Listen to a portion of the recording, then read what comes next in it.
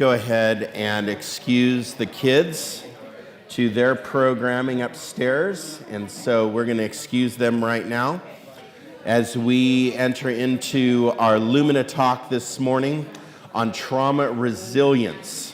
You have a worksheet at your table. Go ahead and grab that worksheet and a pen, and Bethany Flug will be walking us through that worksheet in a couple of minutes. But let's just take a few minutes to excuse our children to their programming and get ready for our time together.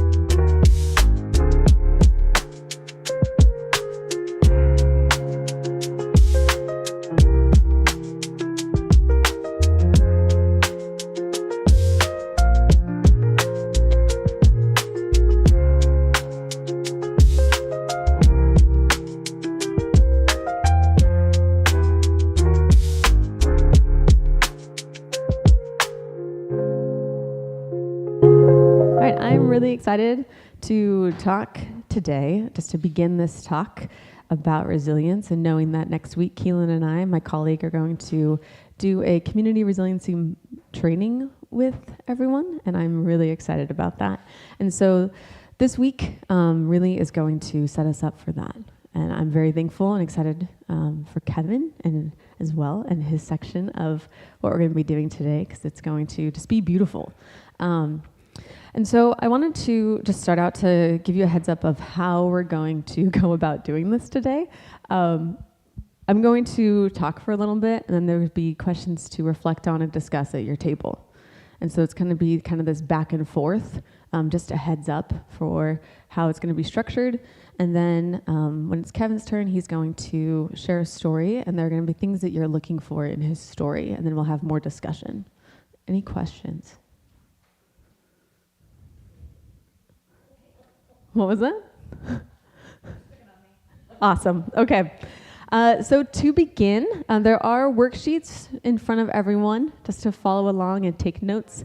You will need to be sitting next to someone. So if you're not sitting next to someone, please make sure you are sitting next to someone to engage in discussion.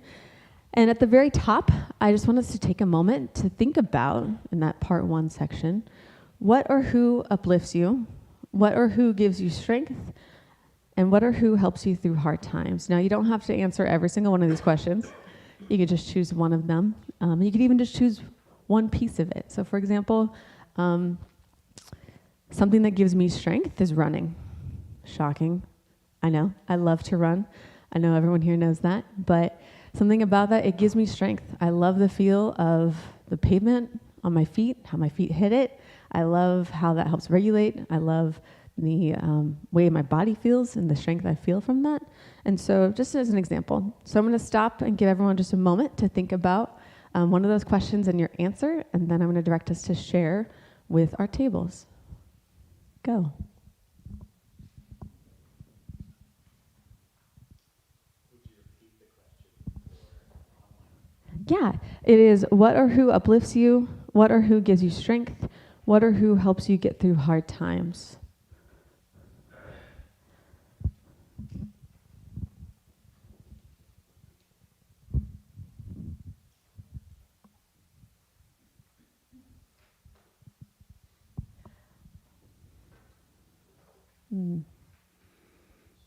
Okay.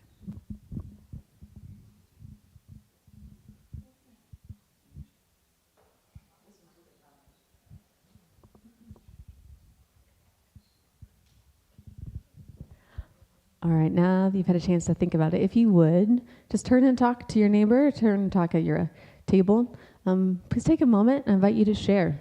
Share your answer to one of those and explain why. Go for it.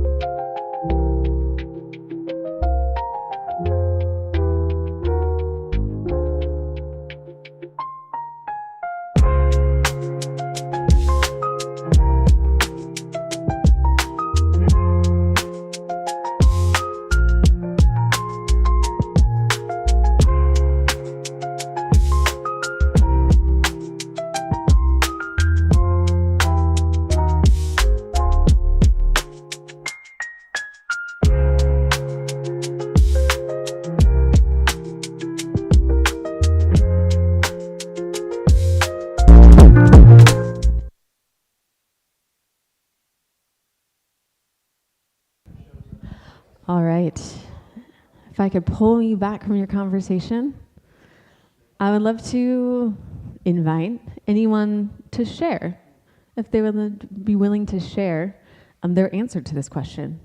Who or what uplifts you? Who or what gives you strength? Who or what helps you through hard times? Would anyone like to share? Gardening, why? It's a tangible thing I can do that has a positive effect on at least a small part of the world. Thank you, Shreya. That's beautiful. It was gardening, yeah, because it's a tangible impact that she can have on a small part of her world. So thank you, Shreya. Yeah, your community gives you strength. Yeah.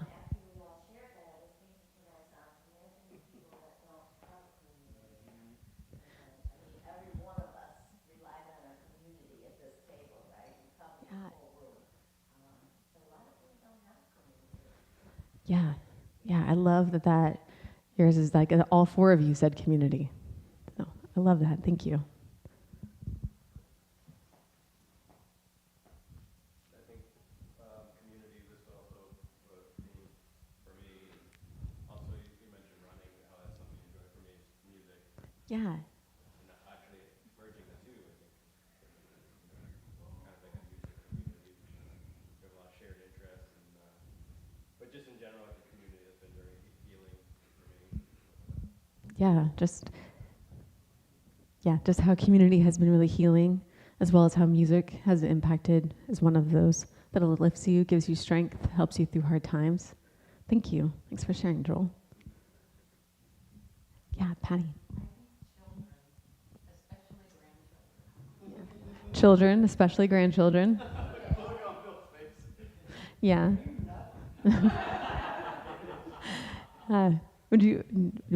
What's your why?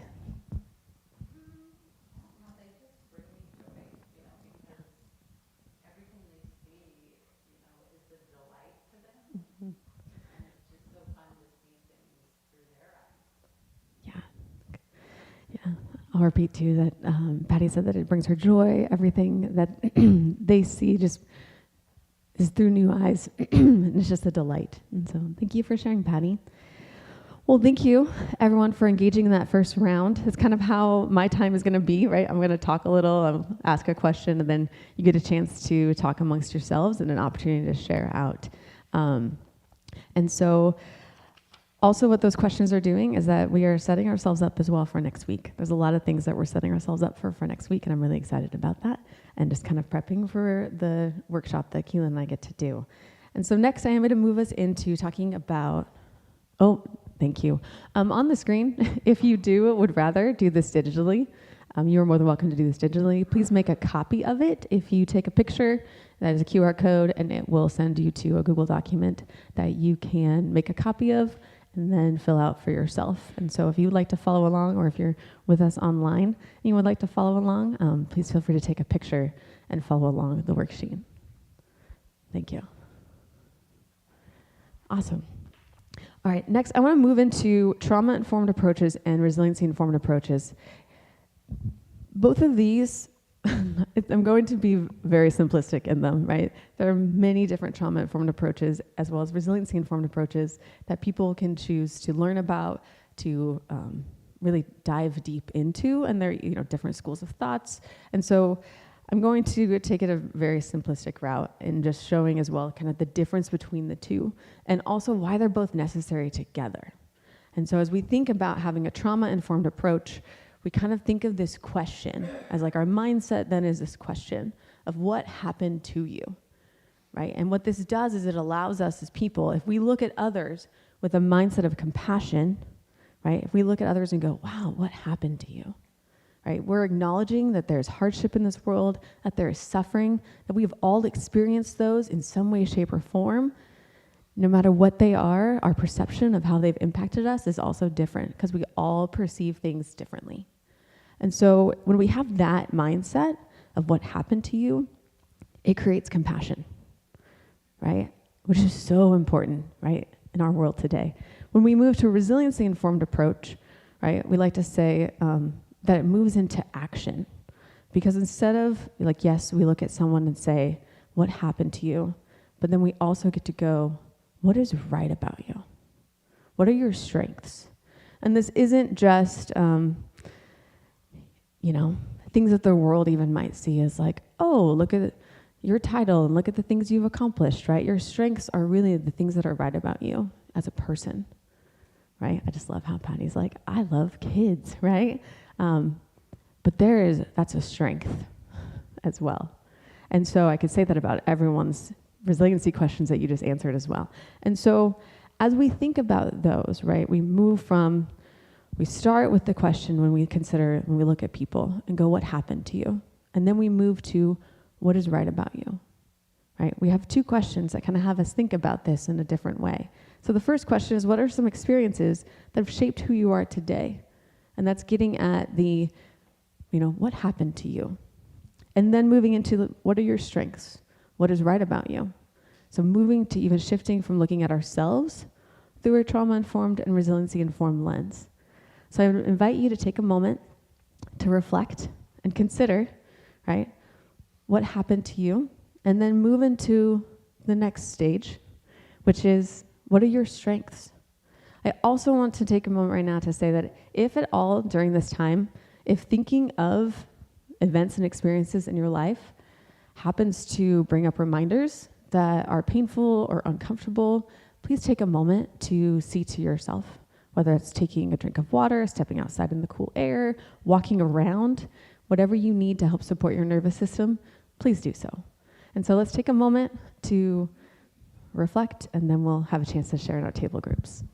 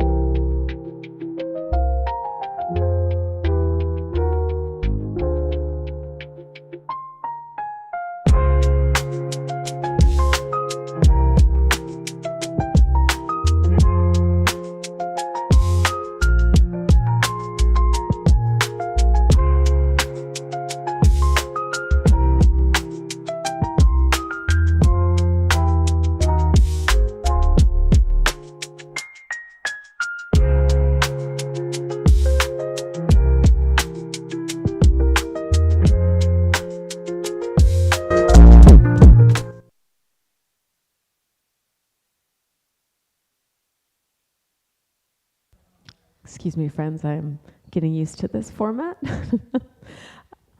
All right. I would love to just invite, if anyone would like to share something that they talked about their table about what was right about you, or what was a strength that you have. It's just an invitation to share out.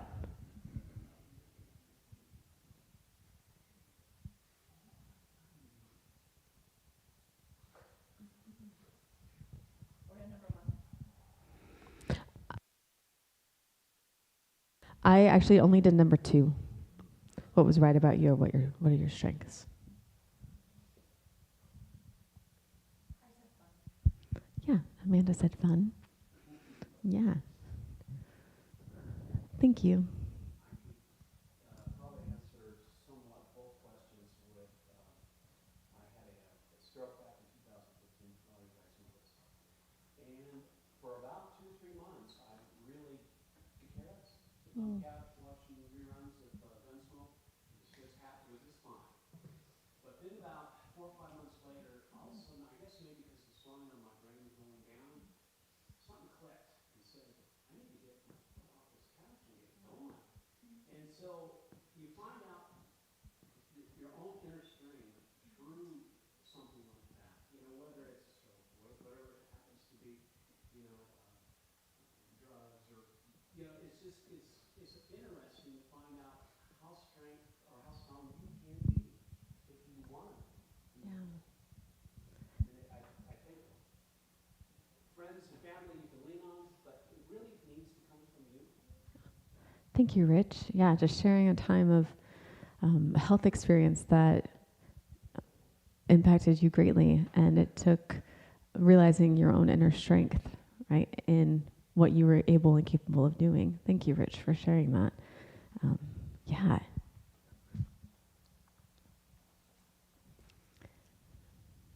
Thank you. Anyone else like to share?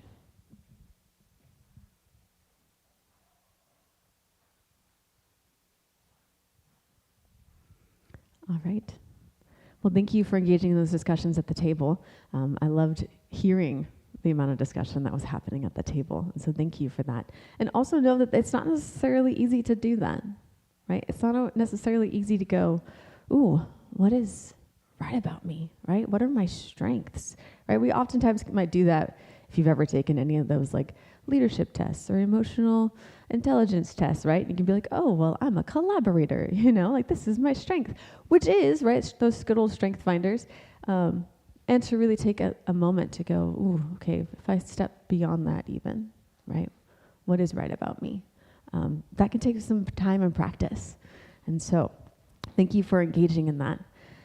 Next, as you see, because again, this is our back and forth that's going to happen today, is we're going to move into defining resilience. And so I'd like you to take a moment and you think of the word resilience. How would you define it? So if you take a moment to reflect, and then you're going to have a chance to share with your table group. So how would you define resilience? And then once you've written down, everyone's written down an idea. It could be a phrase, it can be some words. Then you're going to discuss with your table group what your definitions of resilience are. Go.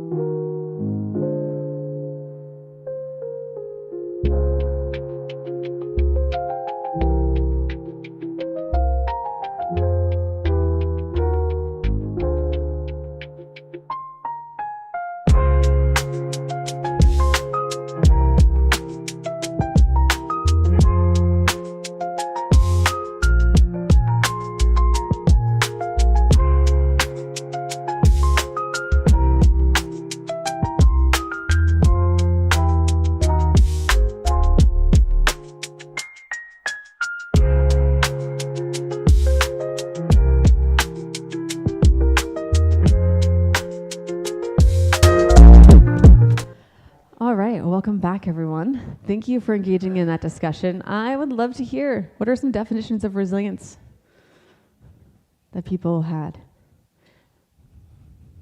Yeah, Joel. My definition was the ability to adapt or face adversity. Yeah. ability to adapt or face adversity. Thank you. Yeah. So you're going to see me get really excited. Yeah, Rebecca.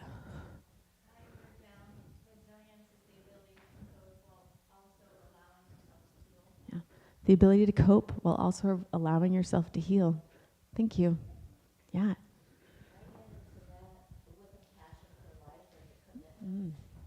Yeah, with a passion to life and your commitments. Ooh, these are so good. Anyone else like to share?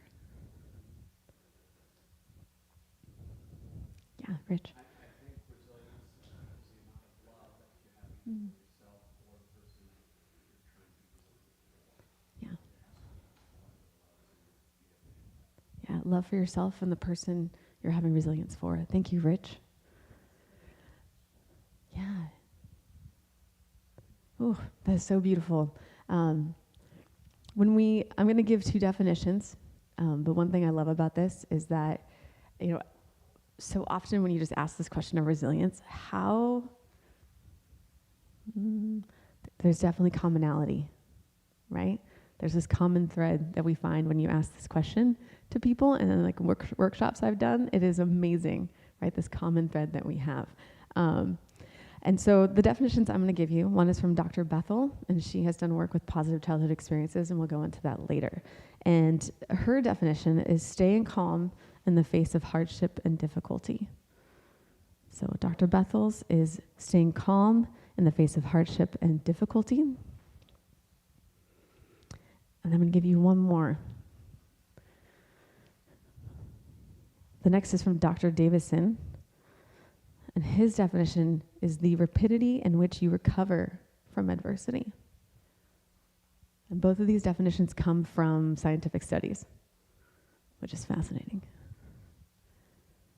So I'll share hers again. Dr. Bethel's is staying calm in the face of hardship and difficulty, and Dr. Davison's is the rapidity in which you recover from adversity.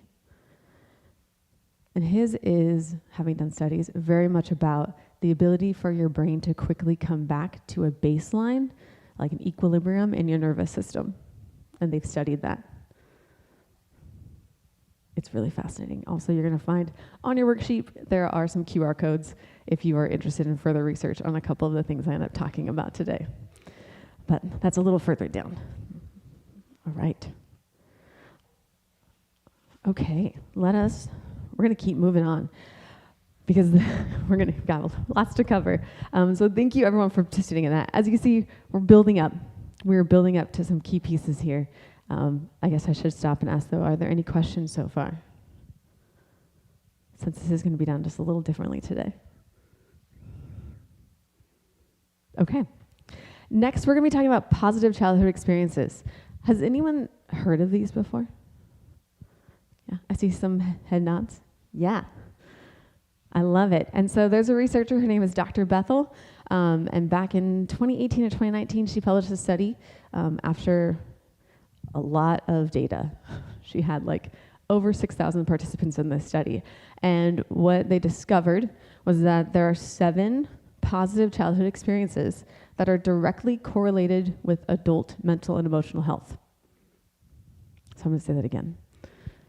So there are 7 positive childhood experiences that have been identified that directly correlate to adult mental and emotional health. Now, these 7 things that are experienced in childhood, what they've also found is that they can mitigate and kind of buffer the effects of trauma and its lasting impact on your brain if you're experiencing these as a child at the same time as experiencing trauma and stressful situations. So there's a list of these 7 things. When I first learned this, I got so excited. I'm going to read them, and then you guys can all laugh at me because you guys all know I'm a teacher. But one of the things I got really excited about is I'm like, oh, this is why, right? Teachers and my students, right? This is how we impact lives. Like, I know teachers impact lives, but now there's science behind it. Yes. So I'll read them out. The ability to talk with friends, with family about feelings. The sense that family is supportive during difficult times. The enjoyment of participation in community traditions. feeling a sense of belonging in high school, feeling supported by friends, having at least 2 non-parent adults who genuinely cared, feeling safe and protected by an adult in the home. So what they've discovered is that even feeling just one of those, even just one of those, if you were a child experiencing trauma in stressful situations, and actually even if you weren't experiencing those things, this helped the way your brain was being wired. So there is a direct correlation as well. The more of these you had growing up, the likelihood that your mental and emotional health was stable, more stable, is higher, right? So there's a direct correlation. Again, this is for people who have experienced trauma. This is also true of people who haven't. Because part of the study that they found is even if people didn't identify having experienced trauma as a child, the numbers were the same.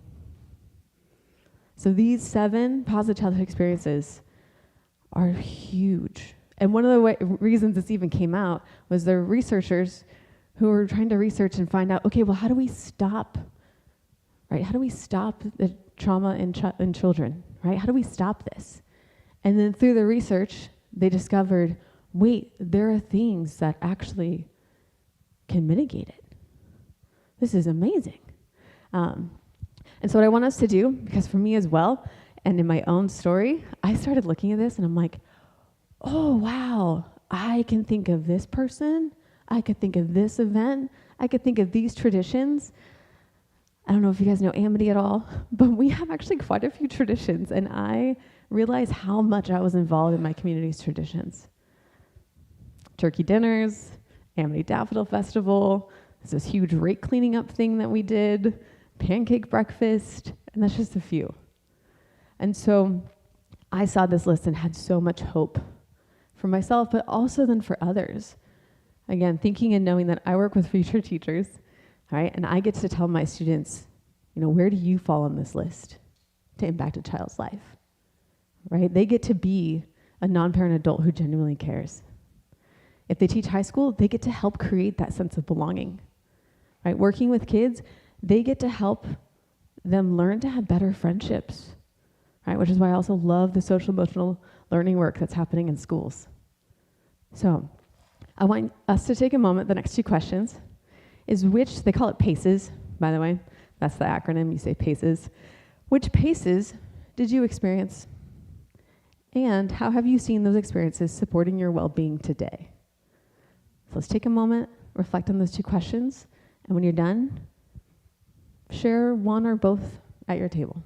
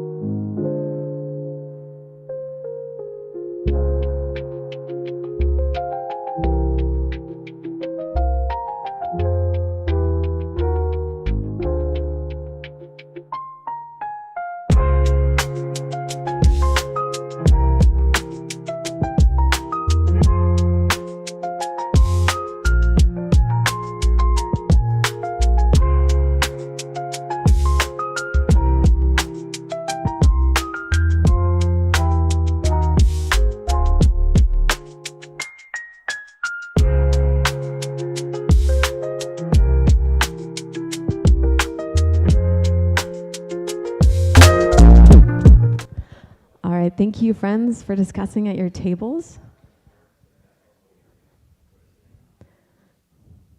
I would love to invite anyone to share what was a pace you experienced as a child, or you can share how have you seen that support your well-being today. So what was a positive childhood experience you had, and or how have you seen it impact you today?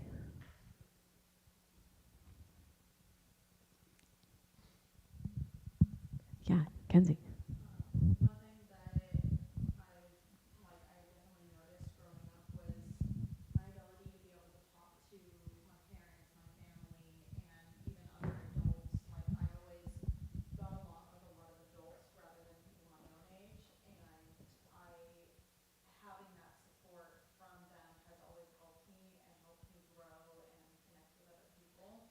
I never really had that good like friendship bond or anything like that in like high school or growing up. I always kind of felt like the loner kid, but being able to come back to my family or come back to other adults or anything, I always felt very supportive there, which was great. Yeah, thank you. Just feeling, and what I love about that too is, you know, as we look at these paces, right, one of them is feeling supported by friends, but how there's so much ability in here to acknowledge, right, that your ability to talk with your family about feelings and that sense of support from your family is huge. Yeah, thank you for sharing that. Yeah. Feeling the sense of belonging to high school, not something you normally see, but going to high school, I was not gifted as an athlete and was not one of the popular people. And so I kind of wandered about, got C's and D's in high school until my sophomore year, I got involved with drum. And that clicked that particular group of people, very accepting, and I still to this day am my best friend from that group. And so then I started looking forward to going to high school. Yeah, thank you, Rich. Just finding that place that you found that sense of belonging in school. It's huge. And I'm sure as people have noticed, and maybe not if you're not in education, and that's fine, but the word belonging, right, has definitely been in the education conversation for a little bit now. And part of that is because of the sense of belonging in high school that has been discovered, right? And so how do you create spaces that students know they belong and that they should be there, they're included? Because that helps our brains, makes us want to be there, but it also does so much more. So thank you, Rich.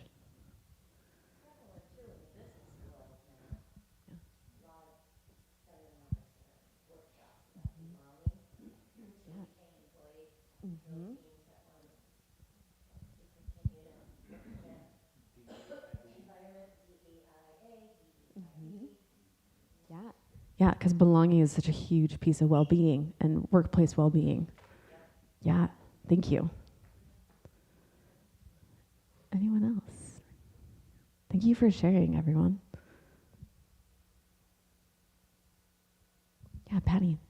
When I was teaching, I always gave my students an assignment to do random acts of kindness. And they'd always laugh because they'd say, well, you're giving this as an assignment. They aren't very random. That's awesome. They got it. And I remember when I was in Florida, I would, every once in a while I'd give them ideas. And one of them was to sit by someone at lunch that didn't sit by anyone. And a girl in my class did that. And they became best friends. Yeah. Oh, that's lovely. Yeah, giving students a random acts of kindness assignment. I love that. Oh, man. Adults in the world too. Yes.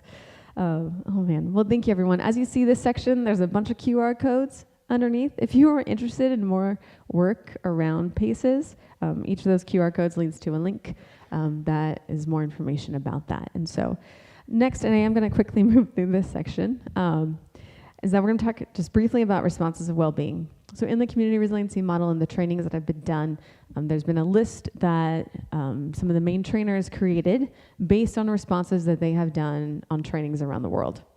And so this list that you see on your page are ones that they have found to be just common responses of well-being. So when people are in, a balanced state of their nervous system, right? Their well-being is balanced.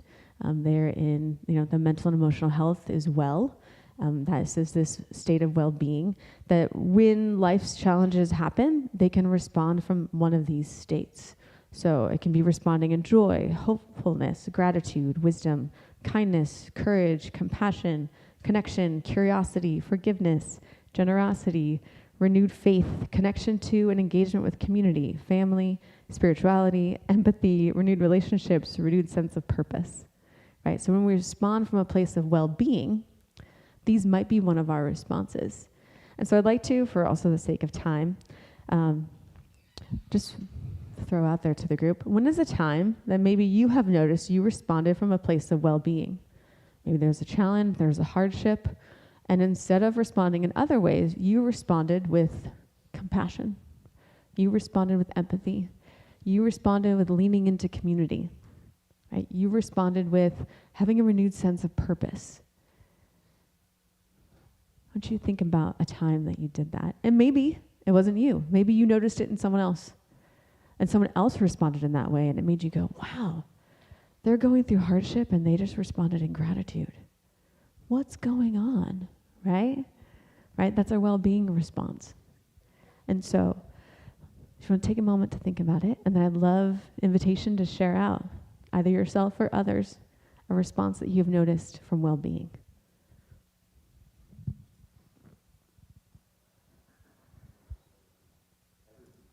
Every week? Ooh, I want to hear this. Yeah. It's all good. I switched up this question. We're just doing like a call and out. Like, feel free to invitation to share. Yes, you do.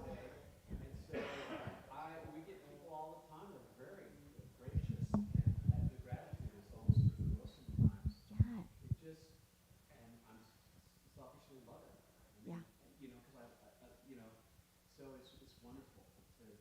I get more out of it than they do, although they get food. I'm still, Yeah. I feel good about it. So anyway. Yeah. No, thank you. That's such a great. I see you, Rich, doing that at the Y, handing out groceries, and just the gratitude that people express as they come to get food is a well-being response. Yeah. Anyone else?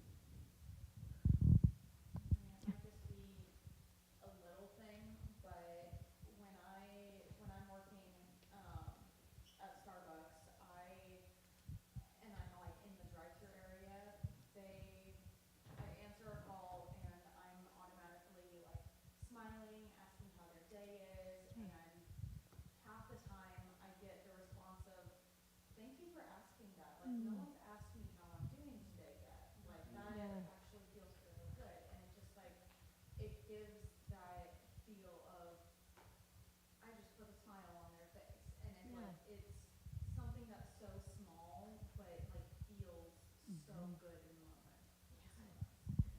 Yeah, that just connection that you're having with people, right, is a response of well-being. Thank you, Kenzie.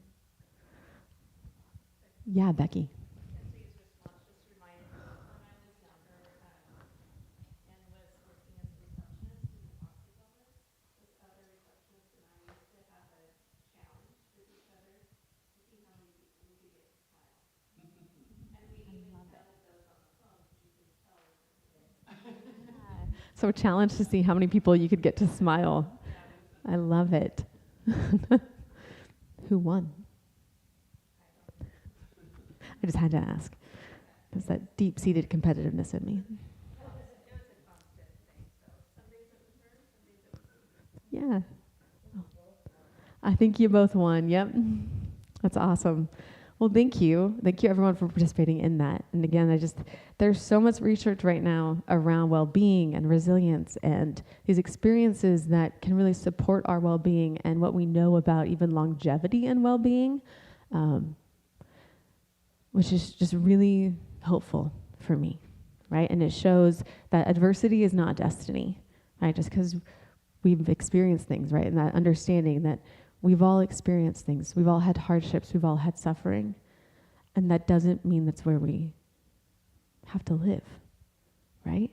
And so it's just so much hope. So the next one we're going to talk about, and I will get through this quickly because this could be a whole tangent.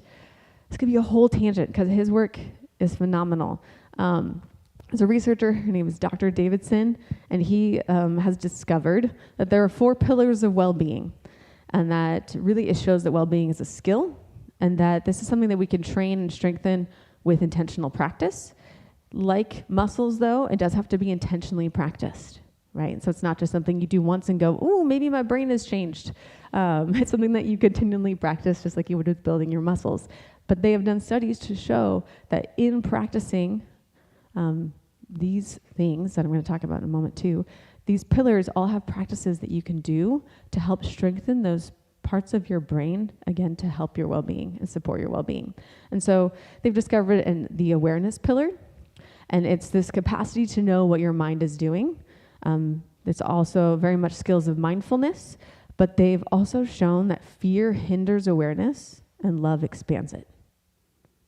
I'm going to say that part again because I love it. Fear hinders awareness while love expands it. Yeah, I'm like, yes, this is so amazing. The next pillar is on connection. This is feeling connected to others and places, especially nature. This includes skills of compassion, gratitude, if you have a gratitude practice, caring for others, compassion. So this is this connection between self and others. The next one is an insight pillar.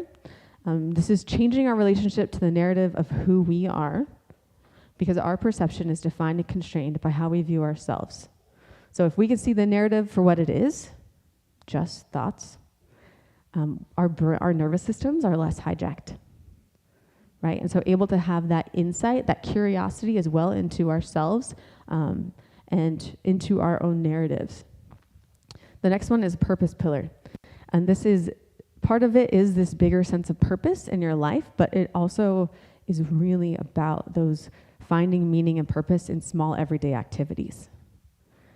And so these 4 pillars have been found that you can strengthen each one through certain practices, right? And the stronger that these become, they have measured that your well-being and emotional health is better.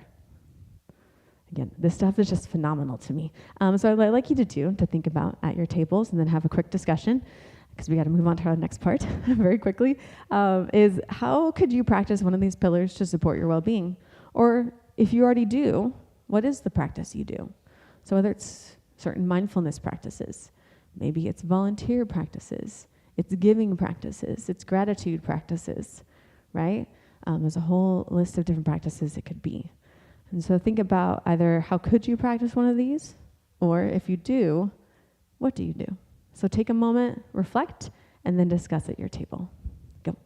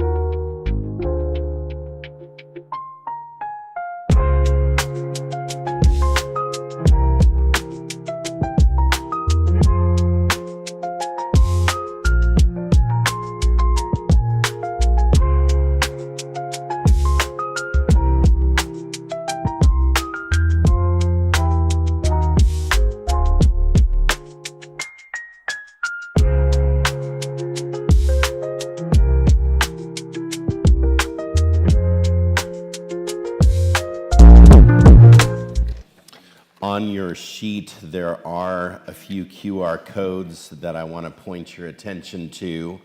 On right above part 5, the curiosity, if you're curious about the PCEs, there are scan codes there. And also right before part 6, there are the 4 pillars. If you want to scan those with your phone, you can as well. When I asked Bethany how this would play out, I said, what is this going to look like? You and I doing a Lumina talk together. And she said, well, I'll explain it, and then here's your worksheet, and you do it. And so now I feel like Bethany's test subject. Here I am up here. I'm going to do this with you. You've worked through this worksheet, but over this week, I worked through these issues, and I wrote a story for us that I think some of you may know, and some of you are familiar with, and some details you have no idea of. So I'm excited to share some new thoughts with you about my story. I've perceived that we as people have spent a lot of time on one side or the other of big events in our lives, to the point that we've defined ourselves according to either side or the event itself. For example, sometimes we define our lives before kids, after kids, before marriage, after marriage, before Jesus, after Jesus. So we define ourselves in those ways, when really our life is a continuum, and almost an everlasting continuum into afterlife, if you think of it that way, that we do not stop living, or we were not dead before, we were still alive before, and we are alive after. And if we could think of our lives in such a way, I think that maybe we would find a sense of wholeness, but also a sense of resilience if we think through all parts of our life. And I'm going to do that with you today. I want to start with the current version of my story, because I think sometimes beginnings are hard to hear if you don't know how they are today or how they end up. I believe that I'm the healthiest emotionally than I've ever been in my life, and I can confidently say that to you this morning. My kids and my wife trust me, who I am as a person and who the husband and father that I am today. More, I believe, than they have ever trusted me in the past.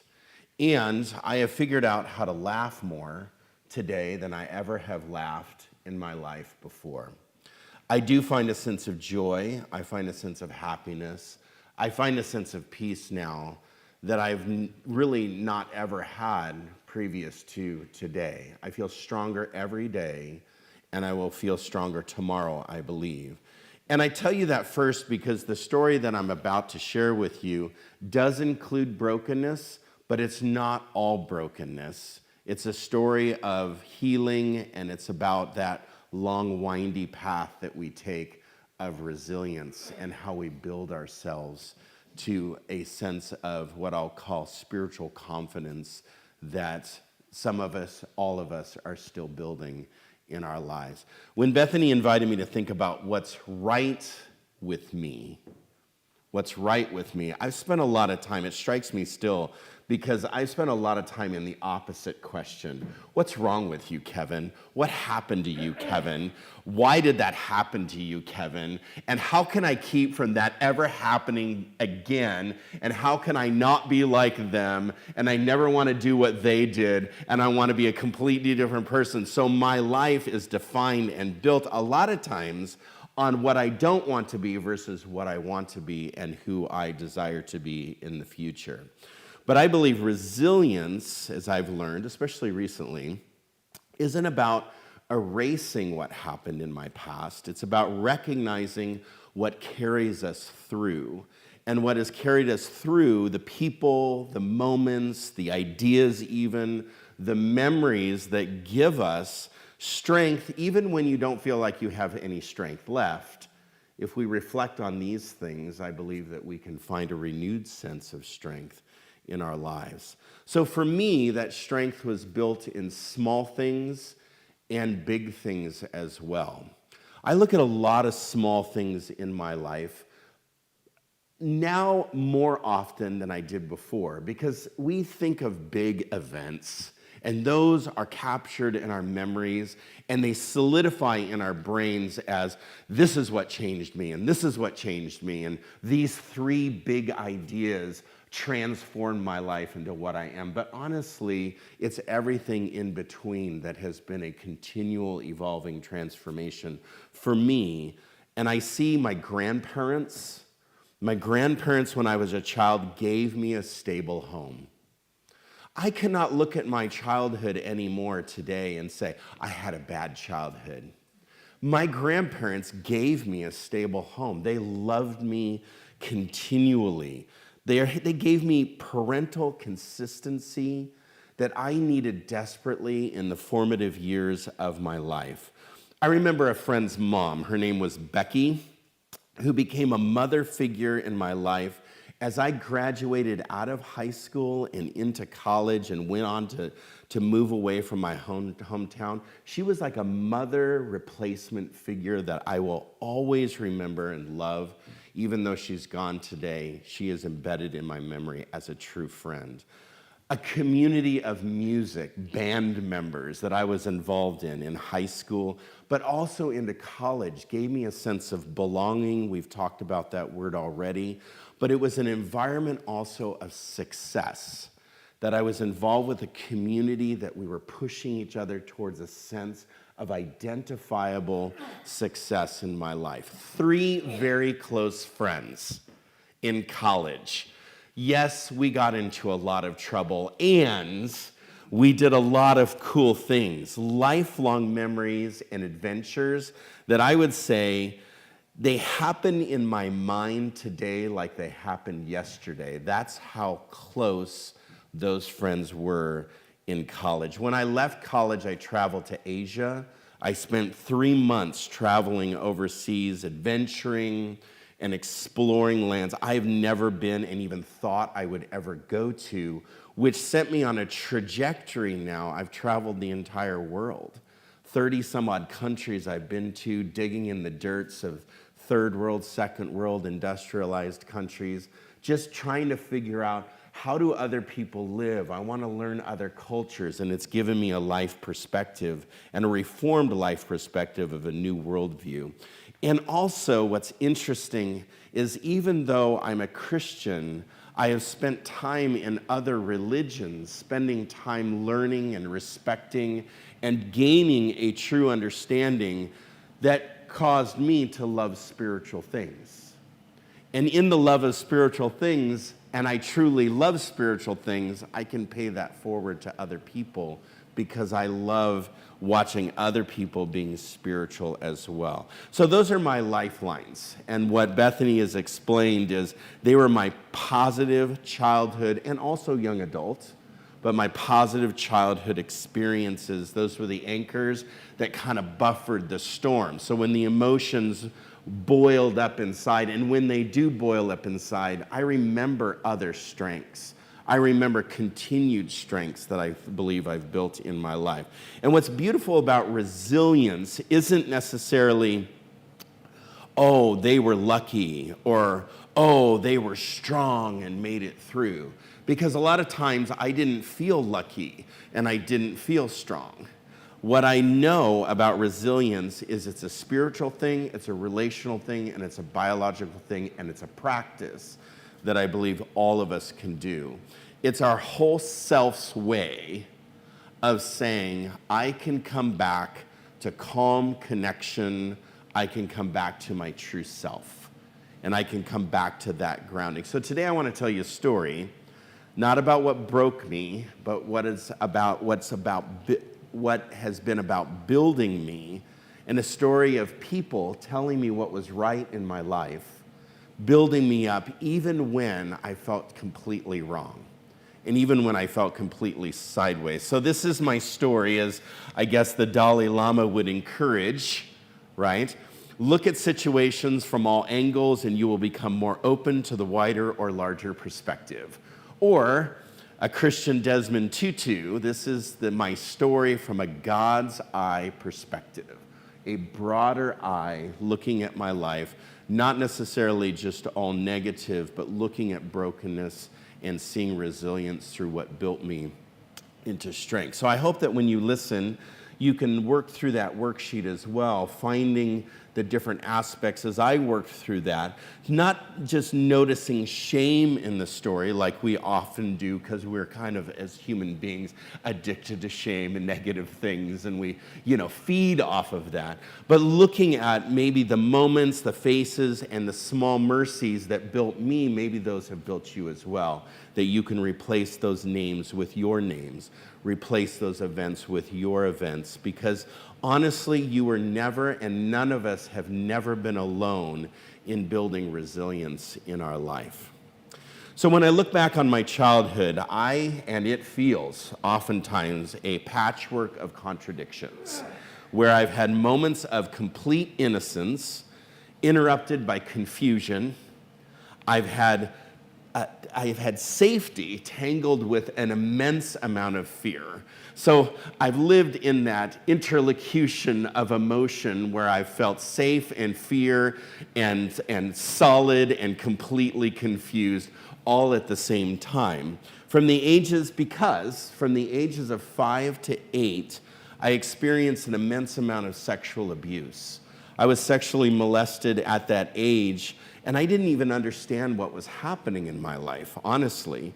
I only knew that something was being taken from me. Something sacred was inside of me being taken, and it rewired my brain, actually, that I've learned in later times. My sense of safety was removed even when I didn't understand the words for danger. That was being removed from me. When I was 8, my parents divorced. And honestly, that was a quieting moment in my life where the fighting had stopped, but the house went completely quiet. It went silent to the point that it scared me as a person. I woke up one morning and my mom was gone, and for years in my life, she stayed gone. For years and years and years, I didn't see the face of my mother again until really I graduated from high school. My brother and I didn't really even know why. We didn't know why this happened. We didn't have any explanation of what happened. We didn't receive phone calls. We didn't receive birthday cards. We didn't receive Christmas presents. We just sat there in complete abandonment, not knowing why a person didn't love us, and that constant ache in my life. And at school, I pretended like everything was fine, right? I was okay at school, right? But honestly, inside, I carried an immense amount of weight, a constant ache. That constant ache lasted all the way through into my adult life of wanting a mother who left, and why didn't my dad fix it? And why wasn't life like every other kid that I had known in school? Why wasn't I like that? By the time I was 10, I was in therapy.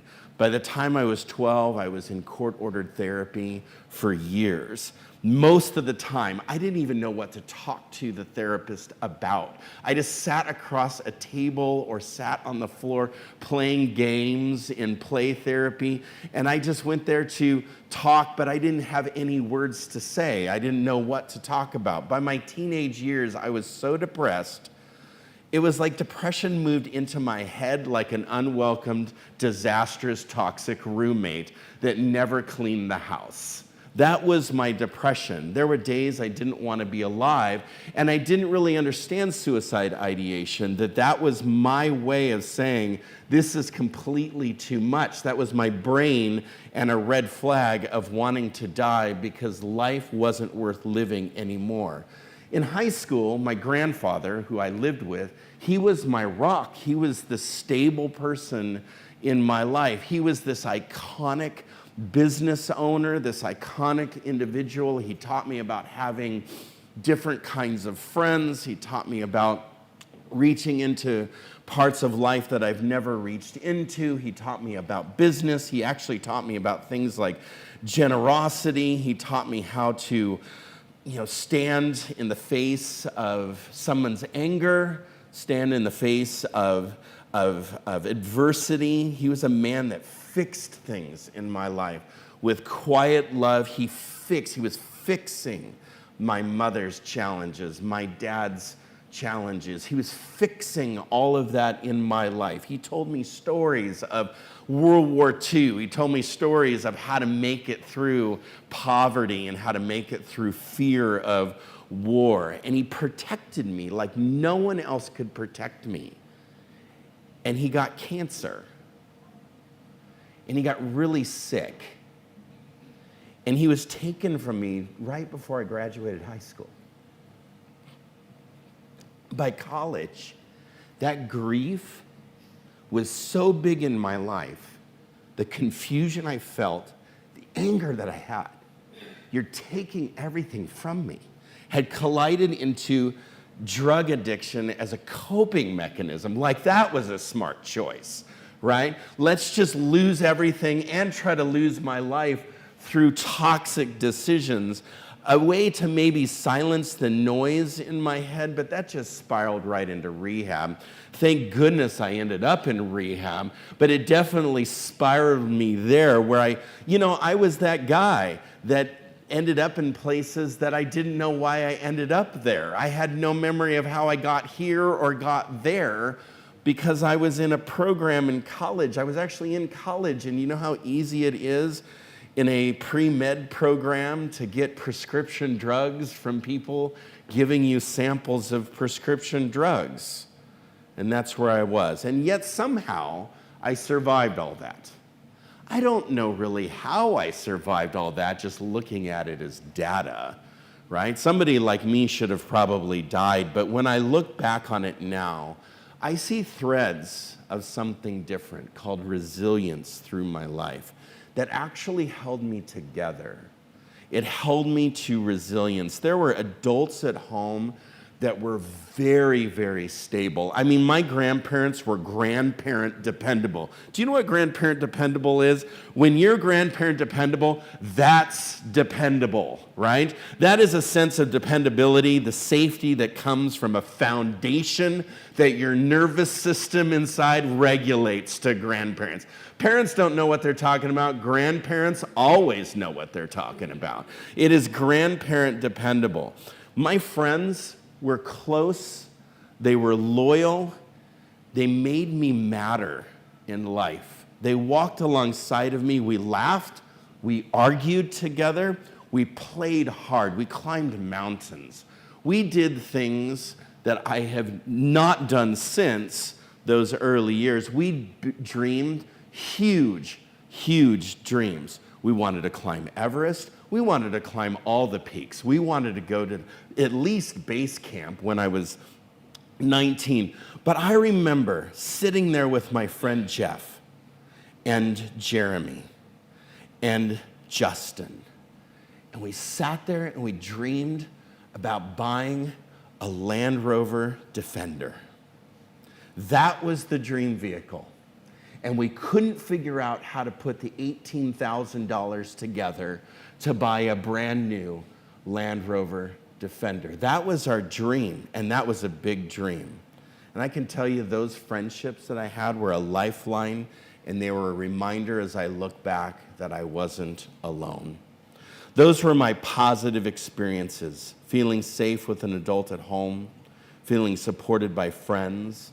They were the buffer to my trauma. They anchored my story. They gave me a chance to grow. Even though I felt immature, they were helping me to mature in the middle of chaos. And I still struggled, though. I still struggled hard. And it's been a long battle of growth. So healing for me didn't come in one big revelation. It wasn't like God spoke and read in the sky for me, and I just woke up. It was little moments of doing all through my life. Music was one of the ways that I found myself. I grounded myself playing saxophone in the band, later joining the orchestra, basically taking me all over in music venues and performances that I had never even dreamed about. Music became my language. It gave me structure. It gave me expression. When I had no words, you know what this is like. When you have no words, you can play. When you have no words, you can sing. When you have no words, words come out of you in music, and it's expression when words fail us. And I was very successful with music because it wasn't just sound, it was my survival in my early years. But then came movement. I entered into a different phase of my life. I climbed peaks, high peaks. I've been to 16,500 feet in my climbs. I lifted weights hard. I did endurance racing, early triathlon racing, pushing my body to what I thought wasn't possible. It was like proving to myself that I was strong enough to hold my own story when I couldn't hold my own story. That was what my physicality actually was about. Those physical accomplishments gave me a sense of health and hope that my mind had long forgotten. I didn't know that I had a sense of health or hope in my life.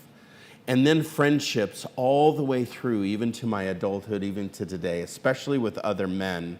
I made those three good friends in college, but I've always had at least one good male friend close to me walking through life ever since I was in junior high school. My first one, his name was Dominic Glass.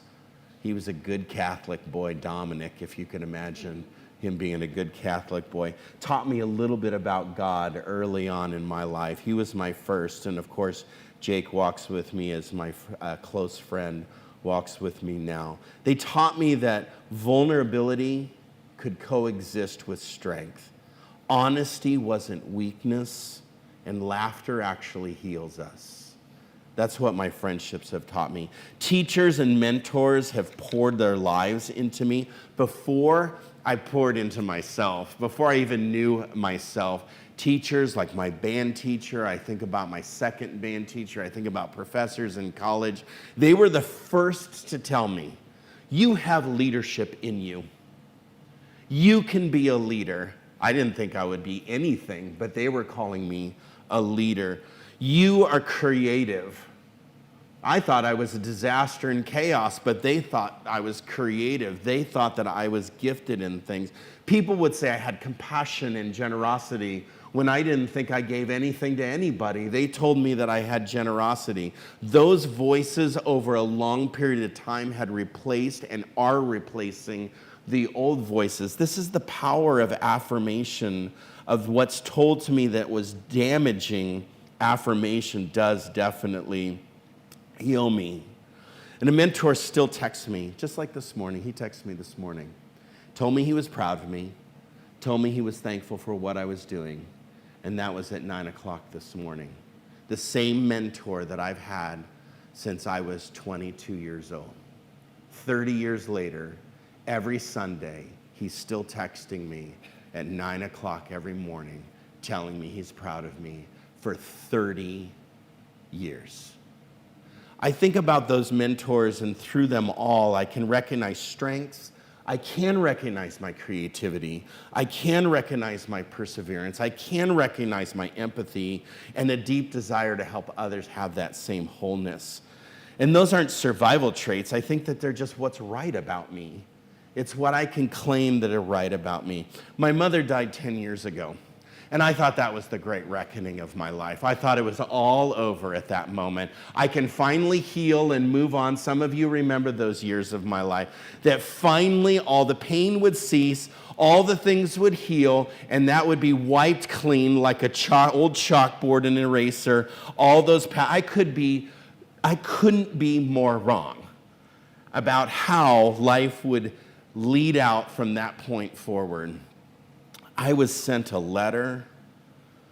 I was given a note that was like I was like standing in a firing squad, and every gun was pointed and every bullet hit me. The pain that I felt, posthumous from the grave, was like knives throwing, that I knew at that moment that I would not survive. I was done. In my brain, I was done. How could somebody not love me that deeply, not love me? Knowing from the grave, I couldn't reconcile it. I couldn't do anything with it. I couldn't fix it. I couldn't go back. They were dead, and so was I on the inside. I thought I would never survive. But one of the most unexpected gifts was given to me, and I will cry, maybe, in my life, came from my mother's husband, my stepdad. He passed away a week and a half ago on Friday at 11:50. I came home from work, and I walked into his bedroom, and he was dead. And I was so thankful he died because he was suffering up to the time that he died. I knew he was. And I was so thankful that he was gone because now he could be with Jesus and be at peace. Even though he passed away a week and a half ago, a decade ago, he came to me and he said, I want to be your family. I want to be in your life. I want something different than what we've had before. He healed parts of me that my mother never could. I think about giving me the perspective that he gave me about my past and how I didn't experience those things in isolation. It wasn't just me. And so he gave me that perspective that I wasn't the only one struggling. He righted so many wrongs. I think about all the rights that he did and stepped in and literally, physically corrected, wrote new things, changed things for me because of the pain that I was experiencing. He honestly didn't just do them with words, he did it with presence. As I felt a lack of presence, he became my kid's grandpa, the most active grandpa. When she couldn't figure out how to be a mom or a grandma, he came in and was totally present, would drive every 6 weeks to be just with us, every holiday, every birthday, spending time, investing in our lives. That love was quiet, that love, though, was consistent, and that love was redemptive. His life reminded me that forgiveness doesn't rewrite the past, it reframes it, and it changes for us. Little did I know that in my 40s, I would be given a bonus dad, and he truly became my bonus dad. Over the years, I have noticed and begun to notice something new, and especially recently. I have not reacted on my past like I did before. When my past would boil up inside, I had some pretty strong emotions. And I've been responding with more calm and peace than I ever have before. And something clicked in my brain many years ago now. And recently I was down cleaning Greg's office and trying to get his paperwork in order. And I came across some very hurtful notes that were stuffed in one of my mom's old files. And I'm just like, how could I come across this again? How could these still exist? And I cried, I spoke it out loud to my friends, and I found myself processing it much differently when those things boiled up. And I believe that's what resilience looks like. It's not the absence of stress, and it's not the absence of emotion, but it's the ability to return to equilibrium faster and return to that sense of peace a little quicker, to come back to yourself with compassion. So through music and through movement and through friendship, through my faith, I found ways to bring, I guess, myself back home, my nervous system back home, my mind back home, and my body back home. In the last several years, I've been practicing some things to sustain this, and this is why I think that I've changed in some dramatic ways. So when life gets hard, I've just engaged in some new ways of living. Journaling, I write. And I write sometimes a lot. I journal and set goals, not because I have something profound to say, because nobody reads it, right, except me, but because I need to hear what's inside of me out on paper. And I read things and I write things. I set goals. I set physical goals and emotional goals and spiritual goals in my life. I've learned that I believe progress builds our confidence, and confidence builds resilience, And that has to do with all of the modes of our life, physical, emotional, and spiritual. This is an exercise of my mind, my spirit, and my body through intentional growth, being intentional about it. Sitting there writing 3 things that I want to do this week, today. I want to do this. And if I just get to 1, great. That's better than yesterday, right? That I didn't do any. If I just could write 1 thing down to accomplish, it's that exercise. Something that's really changed me is my deconstruction of my faith. For years, I thought that just becoming a Christian would fix all of these things. And I realized that becoming a Christian added a lot of times more shame to my life. My beliefs about God and the Bible and the church felt very heavy in my life. Like I was trying to love a God that was always disappointed. That's like a parental figure that I didn't want in my life. And so I started asking harder questions and looking at what I believed and kind of like not sanitizing, but almost like dirtying my faith. Like, let's throw some mud and manure and crap on this and see if it plays out, right? My doubts and my fears and my honesty, my humanity, let's throw that all at God and see what God has to say about that, because I think that that's the God that loves us even in our own shame and our dirt and our manure. I begin to unlearn fear-based types of faith and discover a spirituality rooted in grace and honesty and humanity. And that's been about 2 to 3 years. And it didn't destroy my faith. A lot of people are afraid of deconstructing faith. Like, don't ask the hard questions, otherwise you won't be a faithful Christian anymore. And I think that I became a more faithful Christian. It gave room, actually, in my life for God to work and not edging God out of my life. There's a gentleman named Brother David.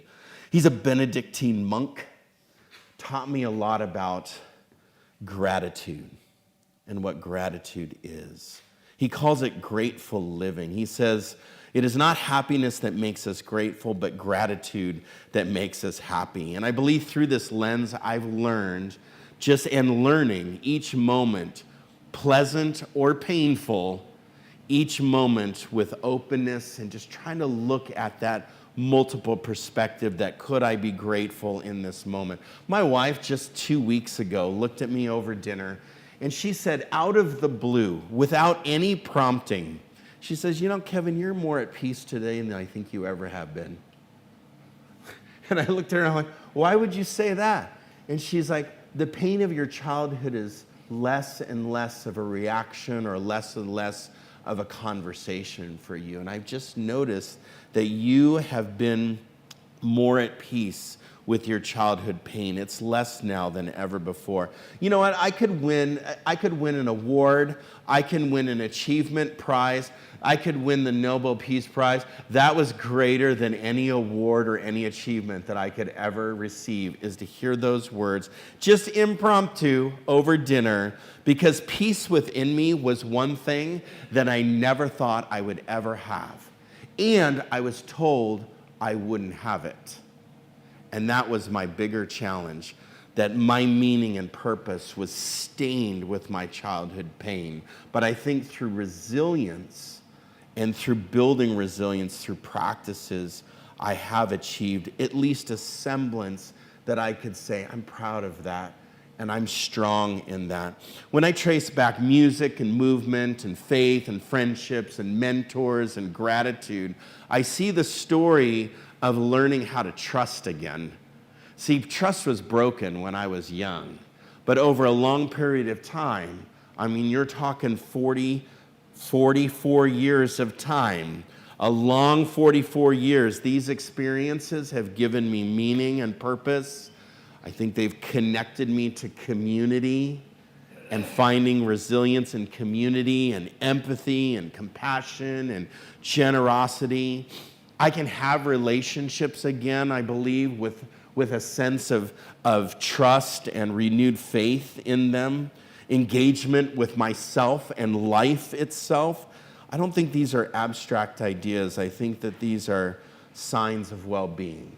And I do believe, as I look at myself with all my hurts and habits and hang-ups, and my tears and the welling up of pain, and that I'm not perfect, I'm still struggling through life in different areas, I do see a sense of well-being within this complicated life. So when I ask what's right with you, I can walk through and say, what's right with me? But when I ask what's right with you, I'm not asking for that list of accomplishments. I'm asking for the moments and ideas and the people in your life that kept you alive, that have given you life and have kept you alive. The person that made you feel safe, the teacher who believed in you, the mountain you climbed, the song you played, the journal that held your truth, the journal you wrote 10 years ago, that you wrote something that you still believe in yourself today, that I am good. I think these are the fingerprints of resilience. These are the moments that have spoken to us for decades that we need to reflect on and think about and find again. They're proof. They are literally proof that you are never alone in your becoming, never alone. You're defined, yes, by who you are, not what happened to you, but by who you are. You're revealed by what's right in you and what you've become. And honestly, in the words of Brené Brown, you are enough because of that. So let's take a moment and think about those things.